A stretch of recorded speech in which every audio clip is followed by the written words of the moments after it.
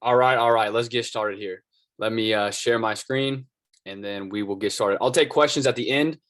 So if you have questions, just wait until the end, and we will get started with questions at the end. Like I said, okay, cool. Let's go to present. So today we're gonna talk about dividends 101, right? Just boiling down the basics of dividends. What are dividends? What's all these things when people talk about dividends? Like, what does that mean? Where do they come from? How do we tell what dividends, are going to get paid? Basically, just like I said, a 101 on dividends. My name is Colin, probably better known as DecadeInvestor. That's where I am. My social medias and my name in the Discord. So let's get into it. Dividends 101. Starting off right off the bat, what are dividends, right? You probably heard this term thrown around, whether it be, oh, what's that stock? Does it pay a dividend? Oh, is that a good dividend yield? Is that a high dividend yield? Should I invest for dividends? You just hear a lot of things about dividends. Let me make sure there's no. Okay. What's up, Antonio? So this is what a dividend is by definition. A dividend is the distribution of some of a company's earnings to a class of its shareholders as determined by the company's board of directors. So board of directors is, a group of people that were elected by the shareholders to make decisions with the company. And these board of directors can determine if they want to pay out a dividend or let me rephrase that. If the company, wants to pay out a dividend, that is determined by the board of directors. So it is a distribution of some of a company's earnings to a class of its shareholders. So if they, hey, the board of directors come together, we want to pay a dividend of, 3 cents per share per quarter, right? That is determined by the company's board of directors, which is elected by the shareholders. Common shareholders of dividend-paying companies are typically eligible as long as they own the stock before the ex-dividend date. We'll revisit that. But basically, you have to own these shares before what is called the ex-dividend date to get the next upcoming dividend. So how are these dividends paid out, right? You invest into a company. How do you receive that dividend? So dividends may be paid out as a cash or in the form of additional stock. Usually it's paid out in the form of cash, or, in this case, if you open your account, you'll see you have account balance of $5 from, dividend paid out of by Apple or something. That cash will be paid out in your account, like I said, or if you turn on DRIP, which is dividend reinvestment plan, it will automatically go and reinvest back into that holding, that stock, that fund. So really, whenever you get that dividend, there's two things you can do with it. It either gets paid out in cash in your brokerage, and you get like a cash balance, or you can DRIP and put it right back into that stock or ETF or fund. Two things to know here. Number one, if it's in a brokerage taxable account, even though you DRIP and you never technically see that cash, you do still pay taxes on that dividend. It sucks. I don't like it, but that's the rules. So nothing, you don't have to do anything. Just whenever you get your tax form from your brokerage at the end of the year, you will see, if you earned $300 in dividends, you'll be taxed on that $300 at the dividend tax rate, even if you DRIP them. Also, number two, when you invest into a company, you don't have to sign up for the dividend. If it pays a dividend, and as long as you own those shares before the ex-dividend date, you will automatically get that dividend. So it's not like an extra step you have to do to get it. So this ex-dividend date that I'm talking about, basically, this is just a determination,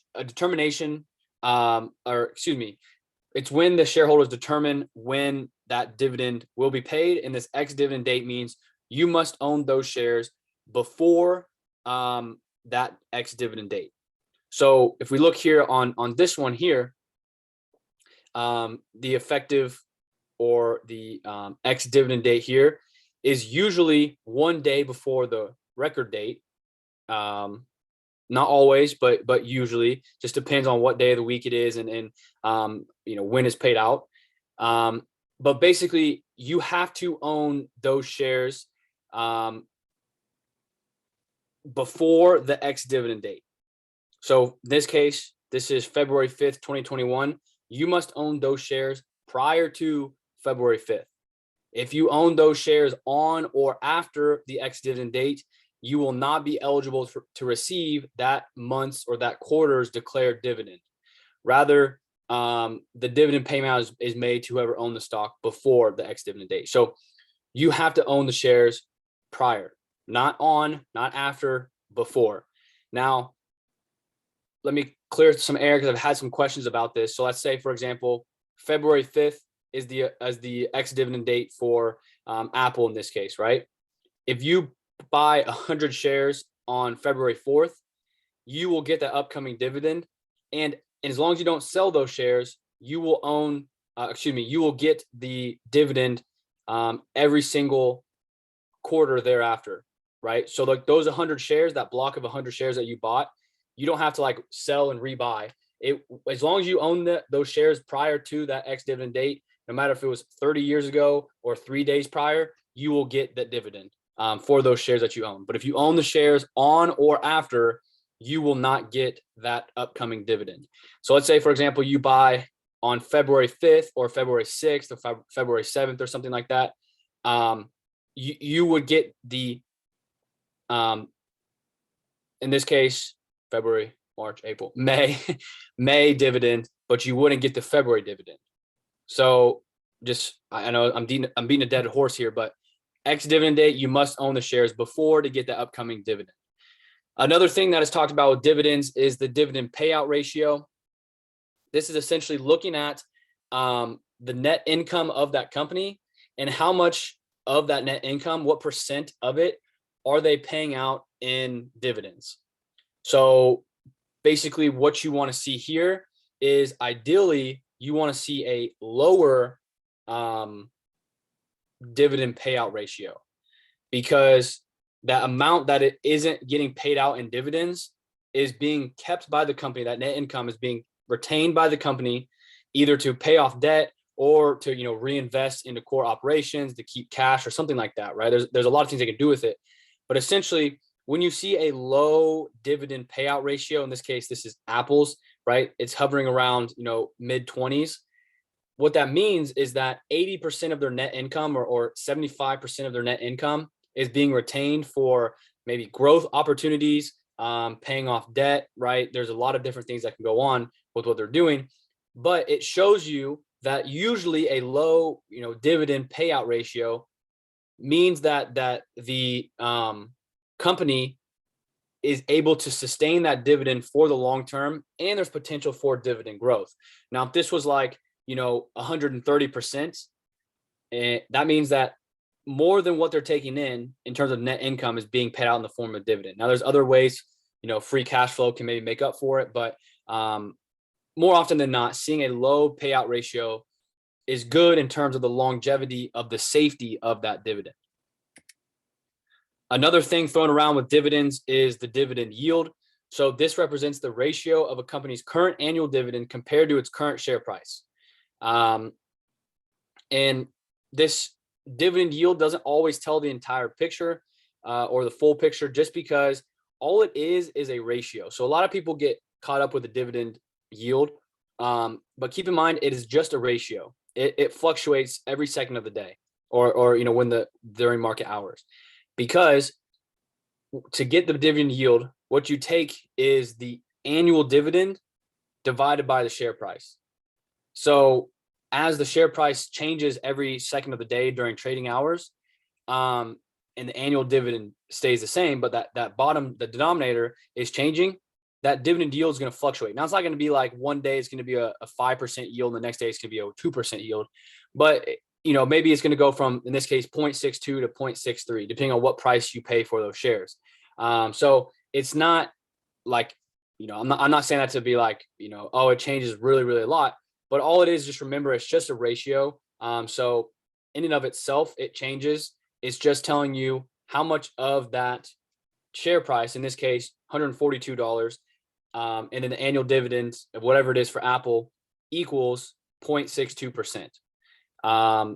And so if the share price falls, so in this case, if 142 of Apple, if it falls to, let's say, 126, your dividend yield is going to rise because you're taking, your annual dividend stays the same, but the pie you're taking it from, the denominator is getting smaller, so that dividend makes up more of the denominator. That might be confusing. That probably was. So basically, if the share price falls, the dividend yield goes up. If the share price rises, the dividend yield goes down, as long as the annual dividend stays the same. So that's just dividend yield. It's just a ratio, but it's a great way to just kind of get a brief look at what kind of the dividend yield is of a company. This is just an important slide I want to put on here. Are companies required to pay dividends? And the answer is no, right? Just because they pay dividend this quarter does not mean they have to pay dividend next quarter. Just because they don't pay dividend this quarter doesn't mean they can pay one next quarter. Companies are never required to pay dividend. They can cut it, they can decrease it, they can increase it, they can go away with it, they can do whatever they want. The board of directors determine that, and we know that in the last, if you've been investing since beginning of 2020, for example, airlines paid a dividend, and then the pandemic hit and they stopped paying a dividend. So companies are never required to pay a dividend. Kind of what I was talking about earlier with the payout ratio. If the payout ratio is low, companies can increase what they pay in terms of a dividend. So in this case, companies can increase their dividends. It's never required to, but it is good to see if they can afford it, right? I had that little part in there because sometimes companies will increase a dividend to attract shareholders, but doesn't necessarily mean that they can afford to pay that dividend. So like in this case, Apple, right? Apple, we saw back here, their payout ratio is in the low 20s, right? Or mid 20s. And now it's pretty consistent since 2015, the last, 6-7 years. So if we go here, if we look in 2016, it paid out a 56-cent per share dividend. 2017 was 0.62. 2018 was 71 cents. 2019 was 76 cents, and 2020 is 81 cents. So the growth of the dividend is increasing as well, right? This graph doesn't really do it justice because it's kind of hard to tell. But if you can kind of see, it's on an incline from 2016 until 2020. And so companies can decide to increase their dividend. This is great as an investor because you literally do nothing and you get an increase in what you're getting paid in dividends. Again, if they can afford it, it is not a bad thing. It's a good thing to see, dividend growth, and it's basically like getting a raise at your job, but you do nothing to get it. So what can you do with your dividends, right? You get your dividend. There's really 3 things you can do, right? Number 1 is you can drip. You can reinvest that dividend right back into that stock, right back into, that ETF that it paid you from. This will allow you to buy more shares, right? That's where the snowball starts to build. You own 10 shares, you get paid a dividend, you can buy 1 more share. Now in the next quarter, you have 11 shares, and now,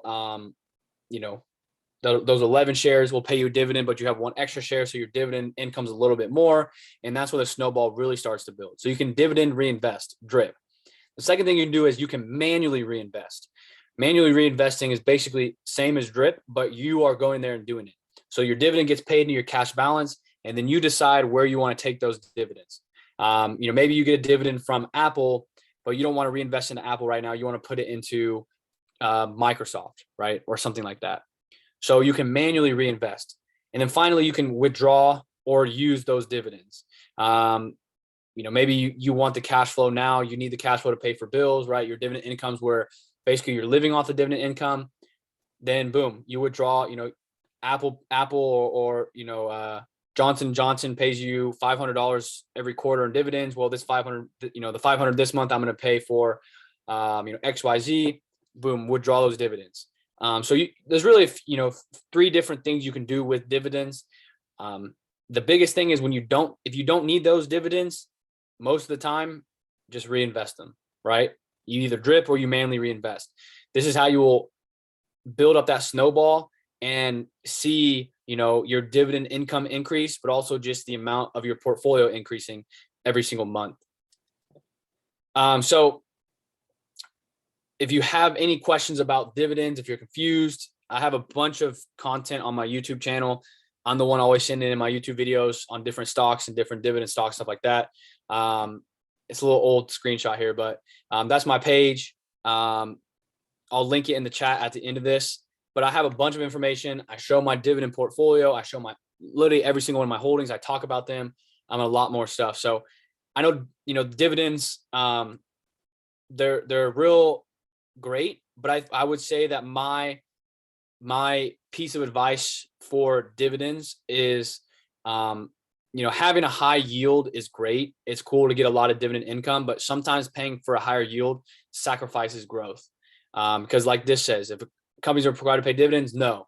So if you are, getting a high dividend yield, but your money's not growing, you actually might be on negative growth, right? Or that company their payout ratio is 120% for the last 2 years, and they can't afford to pay the next upcoming dividend. And you were relying on that income, and now you don't get it, right? So the biggest thing you can do is just find really, really solid companies. And if they pay a dividend, it's a cherry on the top, right? That's how I see it. It's just a cherry on the top. So I talk about a lot more on my YouTube channel, and a lot of videos. And so, yeah, that is today's lesson. Short, but important stuff, right? Dividends, they're one of the most pure forms of passive income on your money. So if you have any questions in the future, you can find me within the Wealth Squad, just at DecadeInvestor. Send it to me and I'll get it. Twitter, Instagram, both at DecadeInvestor. And I'll stay on here to take some questions, and I'll stay as long as you need. And then questions don't have to be about dividends. I don't do any trading, so I can't answer that. But everyone that was watching but is leaving, thank you so much for joining. If you have any questions in the future, ask me. And for those that do have questions, just give me 1 second to get this stuff taken care of here, the recording and everything. But either type them in the chat or raise your hand and you can ask the question. So thank you, everyone, for joining. And let me take care. Give me like 2 minutes and then we'll take some questions.